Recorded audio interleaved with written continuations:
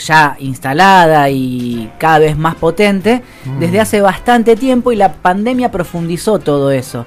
Y es el hecho de que vos puedas consumir algo, un servicio, o puedas producir algo en una parte del mundo que pertenece a otro lugar. Por ejemplo, laburantes de telefonía celular, de empresas de telefonía celular que viven en México, Colombia o donde sea, y te atienden a vos que estás en Argentina. Sí. Eso conspira contra la organización de los laburantes en sus lugares de trabajo, porque ¿con quién se va a organizar? Un colombiano o un mexicano para construir gremialmente la resistencia a la patronal o la conquista de nuevos derechos. Bueno, tal cual. Empieza a pasar lo mismo con la política. ¿Te gobiernan desde otro lado? Básicamente te gobiernas desde otro lado, vos no sabés dónde se toman las decisiones, cómo son los procesos de toma de decisiones, quiénes influyen. Por supuesto que en Argentina el sistema político todavía es menos permeable que otros, y que en general los sistemas políticos resisten con bastante efectividad, mucho más efectividad que los sindicatos o las centrales sindicales en distintas partes del mundo, a estos procesos de deslocalización. Pero ¿quién puede dudar que el problema que tenemos con el Fondo Monetario no obedece también al mismo tipo de patrón, ¿no? Ajá. Que es que desde las usinas de Washington, con la especulación financiera y con la subordinación económica, terminan interfiriendo en tus decisiones políticas. Esto no es nuevo, se planificó cuando se creó el Fondo Monetario, funcionó así siempre, y Argentina viene padeciéndolo sistemáticamente, y el kirchnerismo fue la experiencia que mejor combatió esa subordinación económica. Sí. Ahora, vamos a pensar un cacho qué implica esto de la deslocalización política en este contexto. ¿Por qué? Porque si vos ves el mapa que quedó desde el jueves, viernes pasado para acá, hay un sector del sistema político que se ilusiona con haber desplazado al kirchnerismo, o con que el kirchnerismo se autoexcluyó, ¿sí? Si vos mirás la cuenta en diputados, la representación de Cristina Kirchner orilla los 28 legisladores, y tenés 13 legisladores más que se abstuvieron. Algunos están de acuerdo con la negativa, la resistencia del bloque o de esa parte del bloque a votar el acuerdo con el fondo, pero hay otros que votaron la abstención no porque estén en desacuerdo con el gobierno de Alberto Fernández en el rumbo que escogió, sino porque no quisieron hacerle tanto daño como un voto negativo, y no querían tampoco quedar pegados a un voto positivo. Sí, pero sin embargo discutieron, estoy refiriéndome a diputados de extracción sindical, discutieron en plenarios con sus bases, y sus bases, es decir, laburantes agremiados, les reclamaron a ellos, los mandataron a ellos a que fuesen y votaran a favor del acuerdo con el fondo, y siendo combativos, no estoy hablando de un diputado de la CGT, que uno podría decir que la CGT es más proclive a la institucionalización de los procesos económicos y que no siempre se para de manos contra el sistema. Ajá. Estoy hablando de diputados combativos y que han honrado esa combatividad en la calle y con su propio cuerpo. Y sus compañeros de clase les pidieron en plenarios de delegados y luego en plenarios de secretarios generales que voten a favor. Plenarios y no votaron. Cucas. Plenarios cucas. Sindicalistas ultra cucas pidiendo votar a Pero favor. en el plenario hay delegados hasta las bases. Claro, cada sindicato tiene sus delegados. Entonces cada sindicato hizo en este caso su plenario. Ajá. En esos plenarios iban con el mandato hacia el plenario de los secretarios generales de cada sindicato en la cúpula de la central, y decían: vos tenés que votar a favor. O sea, desde por abajo esto, hacia arriba les pedían exactamente. votar a favor. Por eso no es tan lineal, y por eso hablo de localizar o deslocalizar. Es decir, si vos vas al territorio, vas a encontrar lugares, unidades básicas, construcciones territoriales que por supuesto están en contra del acuerdo con el fondo y que querían que se votase en contra. Encontrás a montones, encontrás a patadas. En los movimientos sociales vas a encontrar lugares que resisten el acuerdo y que pedían un voto negativo, un voto de rechazo al acuerdo con el FMI. En otros lugares, también ultracucas, si vos querés, encontrabas este tipo de manifestaciones, con lo cual es más difícil tildar a unos o a otros de acuerdistas, entreguistas, vendepatrias o de patriotas y combativos solo por haber votado que no. O verticalistas. Sí, es decir, hay una discusión. O sea, también Es jodido pensar esto, ¿no? Hay Si una el discusión voto viene abierta. si la decisión que venía de abajo hacia arriba fue obturada por la decisión que venía de arriba hacia abajo. No, depende, es que yo por eso te voy poniendo ejemplos. No, yo te voy poniendo ejemplos de territorios, es decir, de bases, de lugares, localizaciones que pedían voto a favor o voto en contra. Sí. Hay para todos los gustos. Ajá. Y son kirchneristas todos. Sí. Y del mismo modo, hay kirchneristas que votaron a favor el otro día. Sí. Y en ese sentido es que digo, bueno, se puso difusa la cosa. Está difícil de ver o de juzgar. Esto que vos decías muy bien, con muy buen tino de suspender el criterio, es por un lado razonable y por otro lado cuidadoso para con todos los actores del Frente de Todos. Porque las discusiones que se dieron, que no están saldadas, que van a tener un nuevo capítulo ahora en el Senado, tienen que ver con que todos comparten el diagnóstico de que el FMI tiene un plan de subordinación de Argentina y de todos los países donde se mete. Sí. Pero eso habilita diferentes perspectivas para el abordaje de la resolución de este problema. Y esas perspectivas distintas no están solamente difiriendo en el criterio entre lo que puede ser el albertismo o el PJ más clásico y lo que puede ser la cámpora. Aún dentro de la cámpora hay disidencias sobre lo que había que hacer el jueves pasado. Ajá. Quiero poner un subrayado en una cosa que dijiste que pasó, que la dijiste la pasada, que es el desplazamiento que se hace del kirchnerismo, el desplazamiento hacia afuera del sistema político. Sí. Porque me parece que eso sí es una gran operación que se viene intentando desde que el kirchnerismo apareció, más Exacto. o menos. Anoche lo escuchaba Zuleta, que es un tipo súper astuto. Ignacio Zuleta. Sí. Sí. Y este tipo decía, bueno, fíjense lo que pasó, el kirchnerismo, que son 20 tipos, no existe, es insignificante. O sea, están con esta movida que hicieron esos diputados kirchneristas que votaron en contra, la oposición o el sistema político, no es solo la oposición, el sistema político establecido, Sí. ve otra vez la oportunidad de decir, acá están los sectarios, los loquitos, y no son nadie, cuando no es verdad. O sea, sí, hay pocos diputados que votaron en contra, pero ¿cuántos son los votos y cuántos son las bases que están apoyando al kirchnerismo? No son 20 tipos. Sigamos con la deslocalización. O sea, Sí. no hay una traducción que vos sientas que sea representativa del peso territorial del kirchnerismo hacia adentro de la Cámara de Diputados, Claro, o del Senado. claro. En el Senado incluso puede ser más razonable, porque el Senado es la representación de los gobernadores. Ajá. Entonces, por más que voten también los kirchneristas en territorio a los senadores, por lo general las listas se confeccionan con, digamos, dirigentes que suelen responder mucho más a los gobernadores Claro. que a bases militantes, digamos. Ujú. La Cámara de Diputados es más plebeya, es más permeable a los intereses de los sectores populares. Pero, amén de esto que te digo, además de ser más numerosa, ¿no? 257 diputados Sí, contra claro. 72 senadores.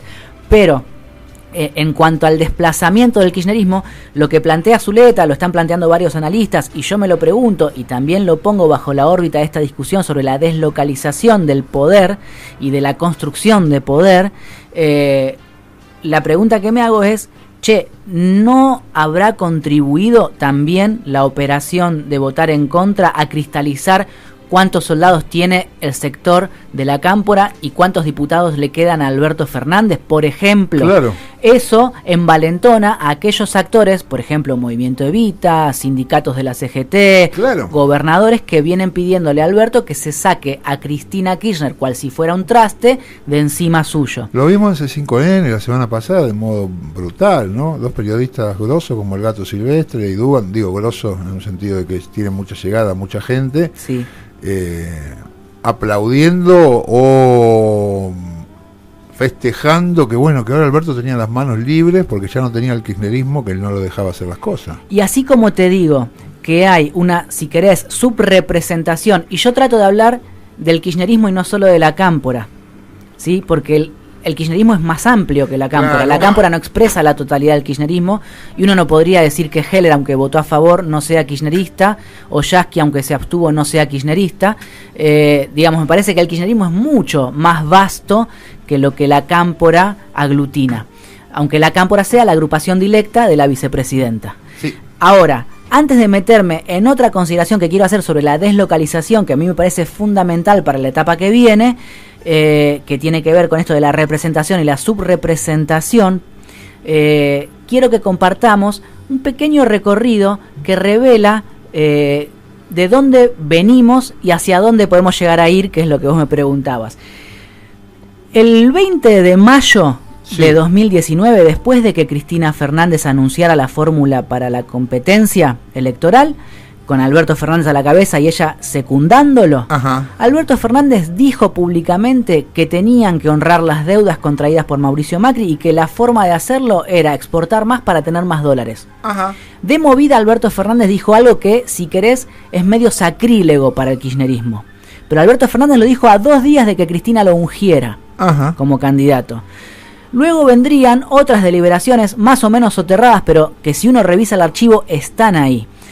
Y el cierre de campaña del 19, el 24 de octubre del 19, en Mar del Plata, con oradores como Fernanda Raberta, que era candidata a intendenta por el Frente de Todos, Axel Kicillof, candidato a gobernador, y Cristina primero y Alberto después, también tuvo una interlocución entre, por entonces, la candidata y el candidato a la fórmula, a gobernar y conducir este país, y Cristina en ese momento le dijo al público, que estaba formado por dirigentes y militantes del Frente de Todos, que Alberto Fernández era el jefe de gabinete del proyecto que desendeudó al país y que era el que le pagó al Fondo Monetario en 2005. También hizo una revalidación, una valorización del rol de Alberto como jefe de gabinete de Néstor Kirchner.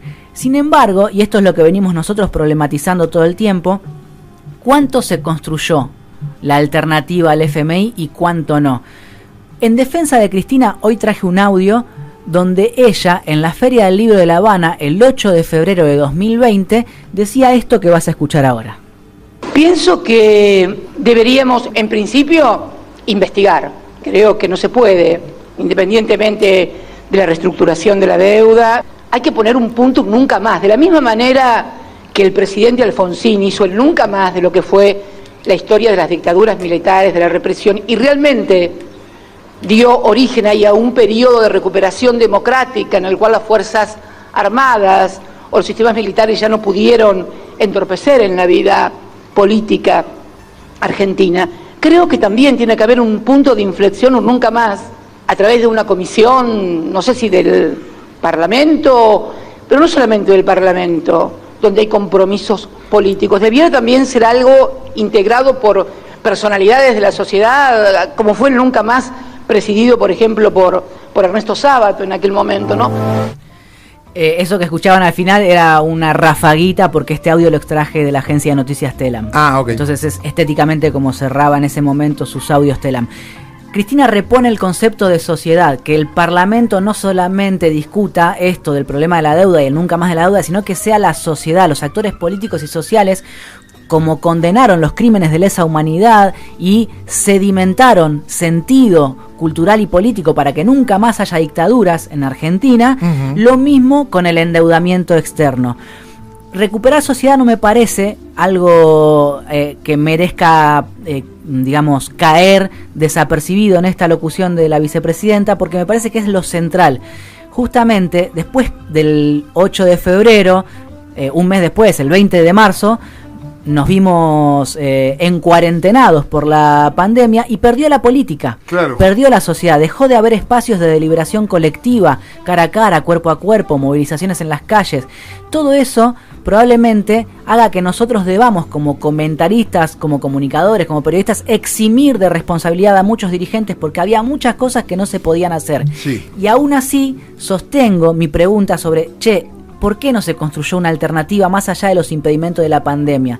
¿Por qué no se pudo hacer nada? Y acá me da la sensación que la vicepresidenta es mucho más consciente del volumen político que tiene que tener una acción de gobierno, mucho más consciente que lo que Alberto Fernández puede llegar a hacer o fue hasta acá. Porque Alberto Fernández no ha convocado ni a este nunca más de la deuda, ni a otras cosas que requiriesen movilización social.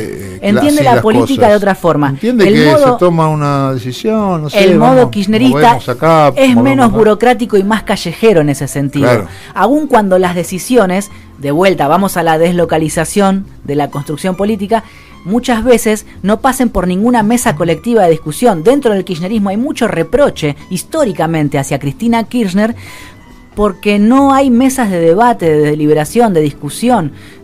Bueno, de hecho, el gobernador de Chaco, que ahora está de viaje tratando de atraer inversiones al país, junto con otros funcionarios del gobierno, suele decir o suele reclamar que exista una institucionalización del Frente de Todos. Difícil saber con este nivel de debilidad si lo va a haber o no, pero efectivamente es necesario que existan ámbitos para tramitar estas discusiones y fortalecer al Frente de Gobierno si no querés que la historia te trague sin pena ni gloria. Ahora ahí, Dipi, perdón, meto un cosito. Sí.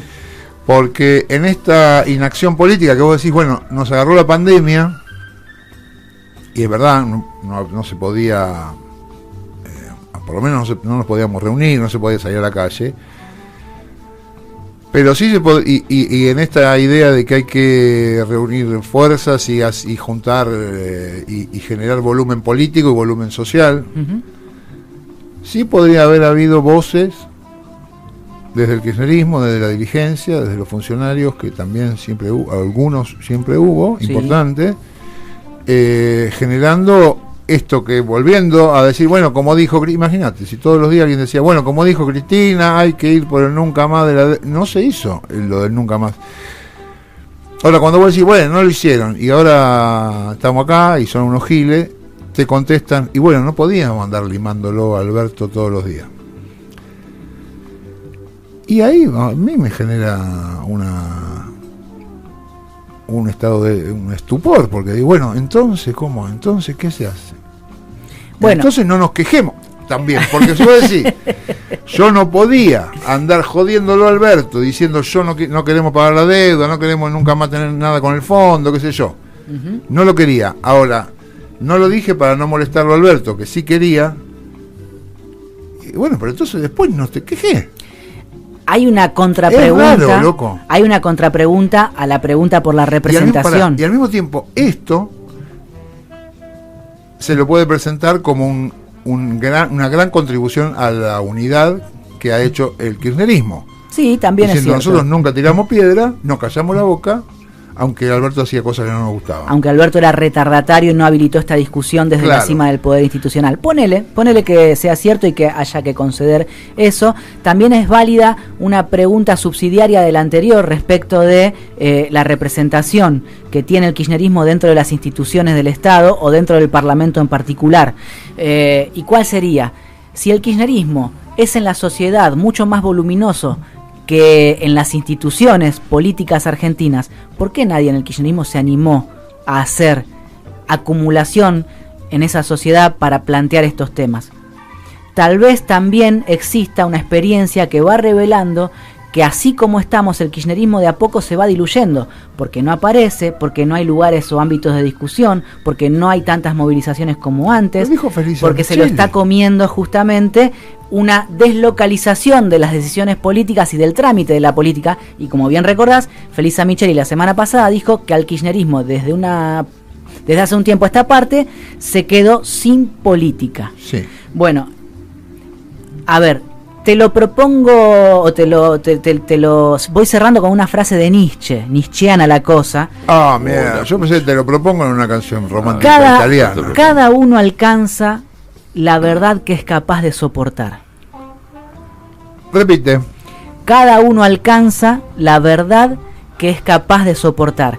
En este contexto, las verdades pueden ser muy dolorosas. Qué capo, Nietzsche. Pueden ser muy jodidas. Parece una frase de Perón, ¿eh? Bueno, un aforismo, sí. A ver, es muy difícil este momento político para Alberto Fernández, para Cristina Kirchner, para el kirchnerismo en general, para el gobierno del Frente de Todos, para esta experiencia política en curso. Y voy a cerrar con esto, así nadie se pone nervioso. ¿Ya? Sí, así nadie se pone nervioso. Después abrimos de vuelta la puerta. Después podemos abrir de vuelta. Después que venga el enanito. Yo la semana pasada le tiraba en la conversación a Edgardo Moca la frase de Walsh respecto de sus críticas a Montoneros en el 76, ya con el gobierno de facto de los milicos represores en curso, ¿no?